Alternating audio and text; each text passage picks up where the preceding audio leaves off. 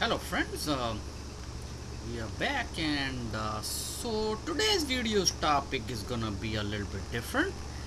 Uh, so uh, what I was gonna mention is since I moved from Chicago to Florida, Central Florida in Deltona, I stayed for a while. So and that it was a year ago, or a year and a half ago. And then there was obviously Hurricane Ian and I couldn't go to work for good, I don't know, it was almost a month and a half or 2 months, maybe approximately. One month and a half for sure. Excuse me. So, um, and I saw something on that next door app thing or whatever, and they are discussing about flooding because the hurricane system is coming. So I had to fix my camera. Pardon. Okay, so now yeah, okay, I like that. So my point here is this: when there was a flooding. Well, first of all, I'm new to all this flooding. In Chicago, we had flooding in certain parts, but I've never been in that flooding. So this was my first experience. But Chicago itself has rarely flooding that stays month and a half or so.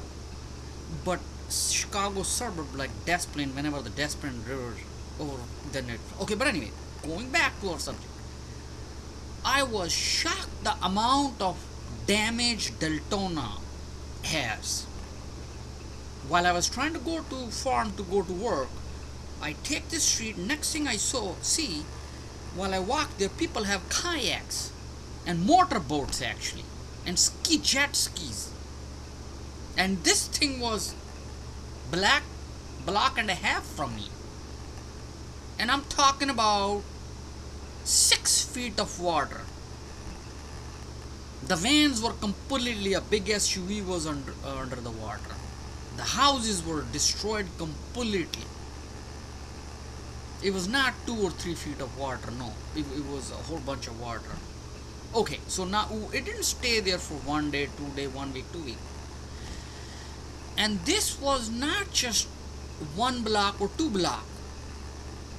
I'm talking about the part where I know Alchem and Cortland. And then Alchem, where the Alchem ends, where the Cortland and where the farms are. And then you take Cortland and there's a small street, Dorchester. That's where I was taking a shortcut. That was flood. It was insane. I said, okay. So I went on Cortland and I start trying to go. Here's a Cortland of flooding. Where the park is, where Covington or whatever the others. Okay, so now, because I'm trying to go to the park, to the farm, to my work. So what I did is I came back. I went in because Cortland was completely blocked, that part. So I said, okay, I'll take a side street and go. I kept going. As soon as I come on Cortland, it was flooded still. I took a Beale Street and then okay. But anyway, all right. My point of telling you this story was it was no minor flooding. It was not for one. It was an, and I'm thinking people did not protest. It's an engineering issue. I mean, Florida, these cities, they flood all the time. They have these ponds or whatever. It's an engineering issue. The first thing failed, that it flooded that bad.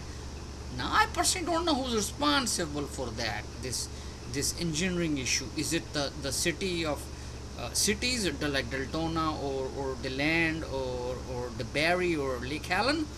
Is the cities, or is it the county, or is it the state, or is the federal government? Whose responsibility is that for the engineering issue? I don't know. I mean, again, I'm talking about 6 feet of, this was a crazy 6 feet of water for a month and a half. And the damage people have on their homes, their properties. I talked to some people. Some people are practically crying. They said the government don't give us no nothing. One person, they said they gave me some extra food stamps, and then they gave me like $150 because the food was rotten in their freezer or fridge or something, and that's about it. I was shocked. They said, no, you go to insurance company and they'll pay you. State has nothing to do with it, or county or city. If this would have been, because I am from Chicago, if this would have happened on this extreme in Chicago, there would have been protests all over the place, and the bad ones, I'm telling you.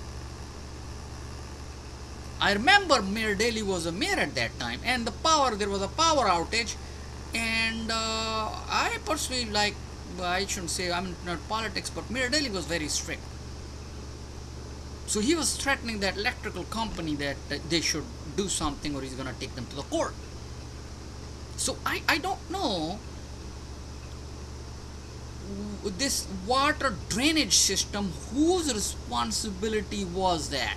Drainage water system is no good.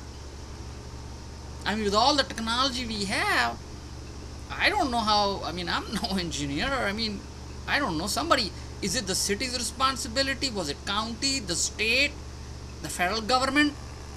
I mean, I remember in Chicago one time in downtown, there was some kind of issue with the river, and some building was flooded.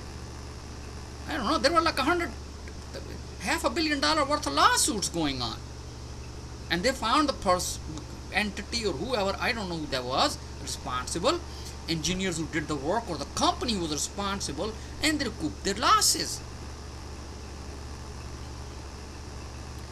So I don't know. It was really strange that people didn't protest at all. So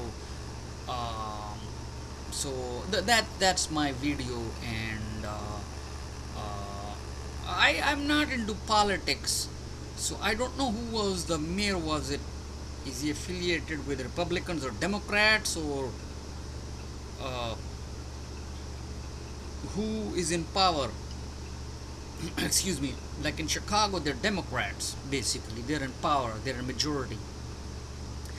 Excuse me. So I don't know in Central Florida, like in Deltona, DeLand, Debary, Orange City, and Lake Helen. They should be actually one city because they're close to each other. But anyways, I don't know who is in majority. And so that was my video about that. And because it's gonna happen again, because it's the storm season, hurricane season is coming in, and I hope that the government did something. You can't blame the individual house owners. They are powerless. They don't have funds to protect their house, and the government actually allows them to. Well, wait a minute. As soon as the water was drained, the rehab, I thought they declared it disaster area, so you shouldn't build or rehab that house anymore, because the danger, somebody can die. Once the flood comes, actually the building can actually drop, because it's a 6 feet of water, and it can damage the integrity of the building. It can fall, and then there is an electric current, so there's a lot of hazardous stuff. I thought they would declare you can't build it, but as soon as the water went down, they start rehabbing and rebuilding. So I don't know.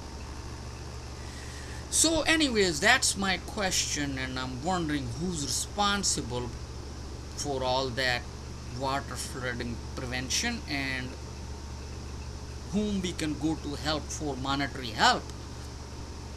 And did they do anything to prevent it, or create a fund that if something does happen, that the people who are affected, so they are compensated. Alright, that was my video about that. Until we meet the next time.